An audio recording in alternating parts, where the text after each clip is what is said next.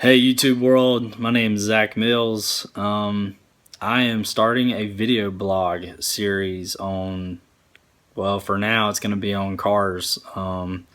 Maybe if you guys are more interested in what I do, my day to day, we'll do some of that in the future. But anyway, yeah, so I'm doing this video blog because I had a lot of requests from people on my YouTube channel. And those on KT.org, which is a forum to the 240SX engines that have just requested to do a build blog or a video blog on my build for my car. For you guys that don't know, there's this project's been in my life for probably about 8 years now. When I graduated high school in 07, I bought the car. It was stripped down to nothing and was basically put back together with my build list and what I wanted done. The car was built for street and strip.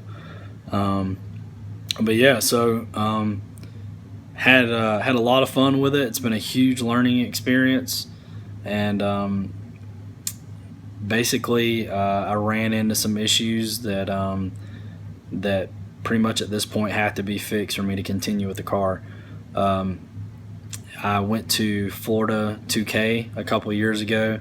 After fixing my fueling issues, I did have head lift issues above 20 pounds of boost. And then a day before the event, my precision turbo went out. So after that, for the past 2 years, the car's just kind of sit in a garage. I've had other things going on in my life and just been really busy, so I haven't had the time to devote to it. Just got interested in other things, was frustrated, but definitely have the itch, definitely miss it. So yeah, but anyway, so I'm going to show you guys some new parts and what the plan is from here, and hope you guys enjoy it. Show you guys some parts. So for you guys that don't know, if you go back and look at some of my previous videos, this is a Fastback S13. And it is a single cam. From my experiences on KT.org, it is probably one of the highest horsepower single cam street cars. I know it's not the highest horsepower single cam of all time, but definitely one of the most powerful single cam KAs around. But hopefully I'm gonna make that an even harder feat for people to reach with this new setup. Kind of stay on top. Built the engine basically just because people said I couldn't do it, and they said that it was stupid to do it and I could never make any power out of it, blah blah blah. But yeah, we proved them wrong on a lot of occasions with that. But anyway, so enough staring at the carpet. Here's the first part I was just going to show you guys, kind of give you an update. I did have a Precision SC61 before. That turbo crapped out. Man, be honest, not trying to hate on you guys the Precisions, but I'll probably never buy one ever again. The turbo crapped out, like I said, with less than 3,000 miles on it. When I took it apart, it was actually a traditional like journal bearing cartridge, but the center had been punched out to hold a ball bearing cartridge, and it pretty much obliterated. I had great oil pressure and never had any issues there, excuse me. And yeah, so anyway, I tore it apart, bearing failure, and whenever I took the back turbine out, another really weird thing that I found, and kind of came across some stuff on the internet, the turbine the turbine shaft itself was made, it was a turbinetics unit. Apparently they had got in bed with turbinetics and some things were going on in the early years, and they were actually there at the event. Didn't do anything for me. You know, I was just kind of disappointed. It was like, you know, like I said, it was just a big waste of money, and to have that kind of problem and then not kind of stand behind something that, even if it's old, you know, an older technology, it didn't have any miles on it, and it was something that, you know, obviously they screwed up, but that's debatable. you guys can tell me what you think in the comments. But anyway, so here's my new Borg Warner S362. My old one, like I said, was a 61 mil. But I have painted this housing with the crinkle black. I think it looks pretty cool. I'm redoing my engine bay a little bit, different colors, but it is ported housing for compressor surge. And as you can tell, I actually already have this unbolted here. It does have the billet wheel upgrade, so very nice about this. Also the S362 also has a, from what I understand in the papers online that they have, like on Borg Warner, it has a titanium of some sort combination turbine wheel. It doesn't have like cut fins like the old design does, but anyway, it does have a billet wheel, so that's nice. Over the cast unit was on my Precision, a little bit bigger. This turbo is rated for about 750 horsepower, so but here's where that kind of changes a little bit. I do have a AGP turbo. Can get that on there. It's a 0.63 AR. Now a lot of people are probably going to be like, well, why would you use that small of an AR? Basically the reason why I did that, my old turbo was a 0.63 AR, and I had a great linear power band. It came on real nice at around 38 to 4,000 RPM, full boost. I mean, it hit hard, and I just loved it for the street. It had plenty of power up top too, and like I said, I know that this turbo is rated for 750, and you know, this does cut down my ability a little bit, not having a 0.80 or a 1.00 AR, but it'll choke it down a little bit, but it's simply $100 turbine housing to buy if I want to upgrade it. But talked to the guys at AGP, they said that they believe that, you know, it definitely would be able to get me in the 650 range, which is about where I want to be on race gas. The car weighs 2,600 pounds with me in it, so, in a full tank of gas, so it's not, you know, 700 I might be able to squeeze out of it. If not, I can always go to a 80 AR housing. Big shout out to them too, by the way. If you guys can see my face, probably not in the sun, but they did hook me up with this AGP hat. Actually, I can just show it to you. And this really cool shirt that has a turbine wheel on it. Pretty neat, anyway. But yeah, so they were great. I really appreciate them doing that. But just because I had a shipping issue, but they were great. So yeah, but this is a journal bearing unit. Most of Borg Warners are journal bearing, but the main thing I like about this, I can actually rebuild it myself, whereas the Precision unit I couldn't.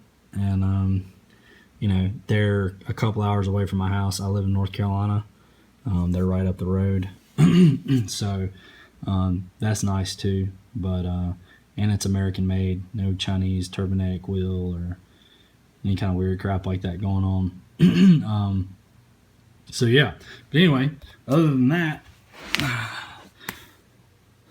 this is the essential unit right here, the essential stuff. For you guys in the KA world, especially dual cam guys, you guys have been a lifesaver, because you've figured out issues that the single cam guys just haven't, because we haven't pushed the envelope. But luckily the engines are close to the same. So I did have a Cometic K gasket. I blew 2 of them on the number 3 and 4 fire ring, and which I know a lot of that's due to the head lift. Excuse me, but I'm burping for some reason. But anyway, so that was an issue. But yeah, so from reading online, the Cosworths are just a better overall gasket.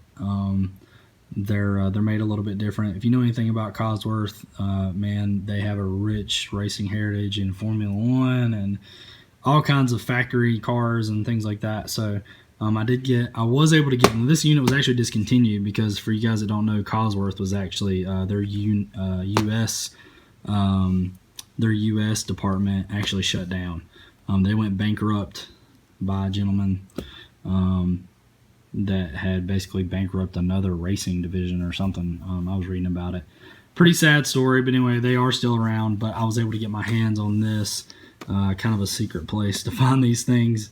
They had a lot of them in stock, but you can barely find them online. It took me several hours to track this sucker down, but I wanted it, got it at a really fair price. So anyway, got that. The other thing is this ARP head studs. Now, for the single cam guys, dual cam guys too, back in the day, you used to use the Saturn style head studs that were 8740 steel, and then they had the ARP 2000s. I did have 8740 steel studs, and even the guys with ARP 2000s, I know that they were always right on the edge with what they were able to do with that. So we are going with the infamous 11 millimeter Evo 8 head stud upgrade. Now these are the CA 625 head studs. So they are, if I'm not mistaken, probably the strongest material that ARP makes.